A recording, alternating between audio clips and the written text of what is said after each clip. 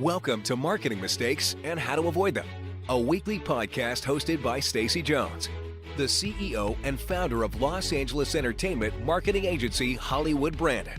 Join Stacy and learn from her 20 years of experience as she shares top-notch advice on marketing best practices for brands and walks you through how to leverage entertainment content and influencer partnerships to increase your brand's overall consumer engagement and, most importantly, your sales. And now, here's your host, Stacy Jones.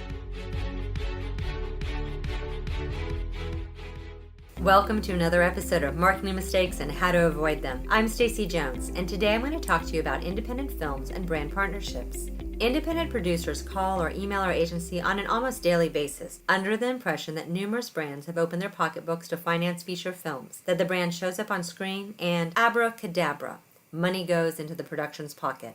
While this impression is certainly not supported by any sort of fact, it stands to hold that it would be reasonable that corporate brand partnerships with independent feature films could indeed help a production gain a foothold to additional financing that they may not otherwise have had. At a minimum, a brand partnership could provide significant production savings to help lower the production's cost bottom line. But here's the deal. With a handful of very rare exceptions, a brand is just not going to provide your independent film with a seven-figure plus financing opportunity, whether you credit the deal as a brand integration or the brand as a co-producer. And they likely aren't going to give you any money at all. So why is it so hard to get money from brands? Well, brands just are not in the position to finance movies. They're in the business to market their product. And the only way that they're going to get excited about parting with some dollars over to your production is if you can prove that it's a no-fail marketing opportunity. So what do I mean by that? No-fail marketing means you have guaranteed distribution, which as an independent filmmaker, you just don't have until after you've finished your film and shopped it. Lovely catch-22, right? And when I say brands are in the business to market their product, they prefer tried and true ways.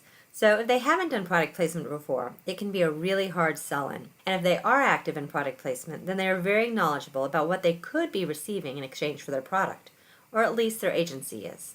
And that means you need to have a stellar, and I mean really stellar, A-list cast member attached. If someone's sitting in a corporate office that's in their mid to late 40s, and they haven't heard of your cast member, just realize it's going to be an automatic no. Brand managers are not going to be enthralled with the idea of up-and-comers. They want to work with bright, shiny stars that can help bring awareness to their brand. And if you are relying on having social influencers starring in your film and anticipating that the brand will be excited about that, the answer is no. Not unless the social influencer is going to be posting about the brand on the set. And typically, those big-name influencers are actually getting a lot of dollars for each of their posts. So they're not going to just post about the brand because you asked them to. Having the influencer be in the film, holding the product, unless you have planned distribution, and please do not say that the influencer will bring the audience, and that's not likely to get them very excited either. So my suggestion to you, if you do have social influencers on your production, pre-negotiate what they will do for the brands who come on board the project. Because if you really need the money, the trade-off, the co-promotion from the brand's going to need something too. And if your script doesn't allow their brand to be in a shining light, then that also means it's a no. Probably a no to a brand participation at any level, including loan of product. So those dramas or those super quirky character coming of age movies which you absolutely know are going to be able to make a run for an Oscar, probably that's a no. And that also means horror films have a major uphill battle to climb to be able to ever sell an even interest of consideration. But wait, didn't you just read yesterday online about how much is spent on product placement? Well, there are dollars spent. And there is fabulous folklore about how this producer or that producer managed to fund their production through brand partnerships, and some very rare productions where that did indeed happen due to a publicity stunt. But it's typically pretty much the stuff of legends, and it's really, really rare. And if it is going to happen, you as a producer are going to have to make that magic happen. An agency or agent is not going to do that magic for you. Chalk it up to a lot of hype in the media, which gets somewhat confused by one specific study that's released every few years, and which is more focused on TV spending on major networks with product placement add-ons. There just hasn't been that much research shared on how much independent film producers actually make from brand partnerships. But as an agency that has both pitched productions to brands and who spends a majority of our time building out brand partnerships within all types of content, there is very little money exchanging hands still, and certainly not hundreds of thousands of dollars to independent films. Let's say you have the perfect film. It has mega stars that are super recognizable. It has a fun storyline. It's not crass, it's not scary. There's no horrible scenes of death and destruction. You've basically stripped out anything that's going to make your movie truly unique and great, because brands don't want unique. They want what appeals to the masses. And then you know what? You might be able to get brand deals, but realize you're going to have to adapt your script for that brand and have them improve the story dialogue around their brand too. Oh, and let's talk about the money part of the equation. You've gotten a brand on board. Congratulations! You as a producer are likely hoping to get the dollars up front, so you can have them go towards overhead production costs. Wrong. You are only going to get paid on the back end, after production has filmed in most cases, after the final edit is cut, and after you've delivered the finished piece to the brand to see. And then you need to wait 30 to 45 days, because brands typically pay on a delayed 30 or 45 day net term period to align their corporate finance department's regulations. So if a brand isn't willing to finance your independent film, what can they do? Instead, the brand may alternatively offer you significant production savings through a few of the following.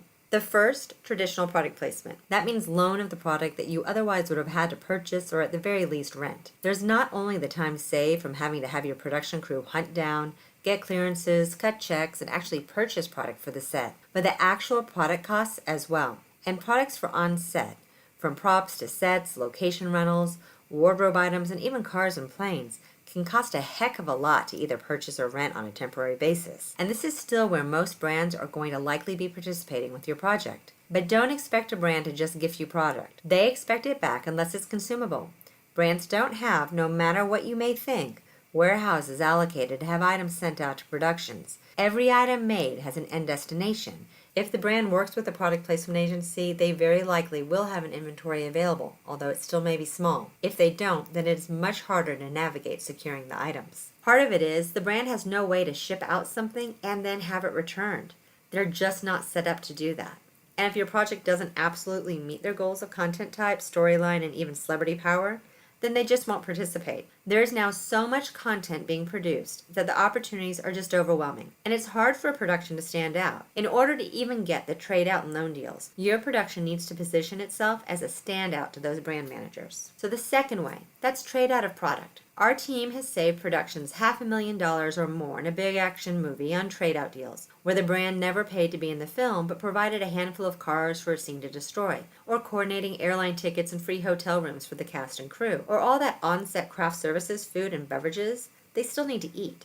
That's a cost you're going to have to pay for. Trade-out should never be ignored. With the right partnerships, the production can save a truly significant amount of money, and that means you can spend it elsewhere, but it won't help you with getting your project financed. The third option, co-production of your film. Cross-promotion of your film can occur through the brand's media, social media, or retail points of display.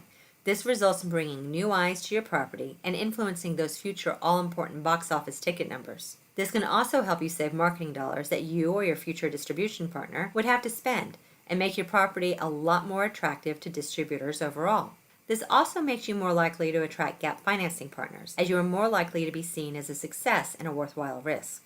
You win here at the box office because when more tickets are purchased, more money goes into the producer's pocket. But this does not help you out with production costs. And if you are a filmmaker who's selling your independent project to one of the bigger studios, you have no control over who they will allow to do co-promotional partnerships with your film after you've wrapped. We've had plenty of studio and non-studio deals where a promotion was pre-negotiated with the producers, and the studios come back at the end and squashed it, removing a big reason why the brand was excited to partner with the film in the first place. The fourth option is the golden chalice, cash deals. Likely not as much as you dream of, but still cash, paid for showcasing the brand on screen with full logo, positive usage, and brand messaging incorporated into the storyline. I like to tell people that cash deals should be thought of icing on the cake and not the cake itself. It sounds good, but it does not work. Do not go after brands to co-finance your production. It's a very bad plan that you won't find success with.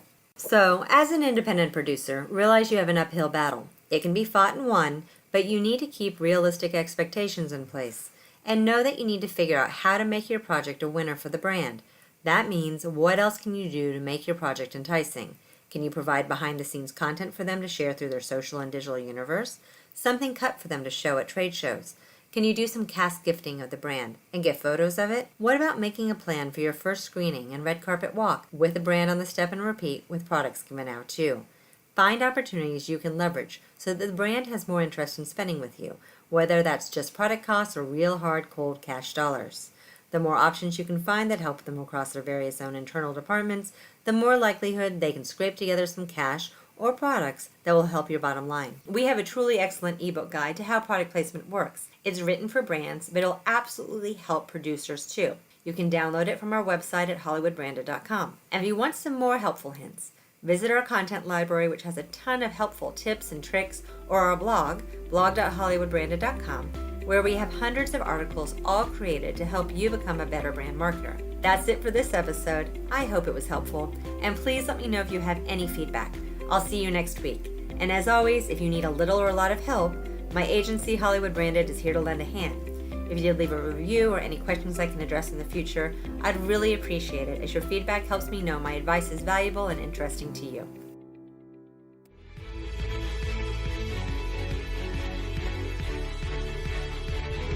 Are you ready to make the magic of product placement, celebrity event activations, or influencer partnerships help your sales? Visit hollywoodbranded.com to gain access to free content to learn which key tactics best fit your brand. You'll find surveys, webinars, daily blogs, ebooks, and guides, all created to make sure you have access to the best possible marketing practices. Don't forget to join Stacy Jones for our next podcast conversation about marketing mistakes and how to avoid them. Let's make that entertainment marketing magic happen for you.